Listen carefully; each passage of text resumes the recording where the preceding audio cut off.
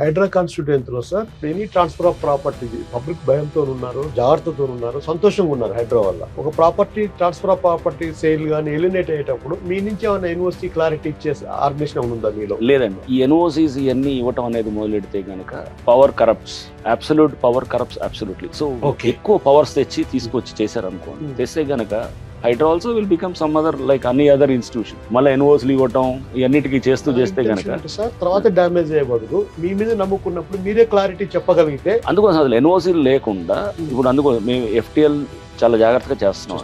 Demarcate చేస్తూ proposals వచ్చాయి. Registering authority between Hydra, is there any link between the government that governs the least is the best? ఏ ప్రభుత్వం అయితే గనక తక్కువ governance చేస్తుందో దట్ ఈస్ ద బెస్ట్ అనేది is the accepted norm. మన FTL ఒకటి క్లియర్ గా డిమార్కెట్ చేస్తూ పబ్లిక్ అర్థమయ్యే భాషలో మనం గూగుల్ ఎర్త్ లో పెట్టి మనం పెడితే గనక విత్ సర్వే నెంబర్స్ తో మార్క్ చేస్తే గనక ఎవరి పర్మిషన్ అవసరం లేదు, ఎవడు ఎన్ఓసీ అవసరం లేదు. ఆడ చూసి మనం వెళ్ళిపోవాలి. మళ్ళీ అందరూ ఆఫీసులు చుట్టూ తిరగటం, ప్రతి వాడి దగ్గర మనం చూసిన వ్యవస్థలు అంటే సతాయించినటువంటి వ్యవస్థలు, పబ్లిక్ ని హెరాస్ చేస్తూ దానికోసం పీడించారన్నమాట.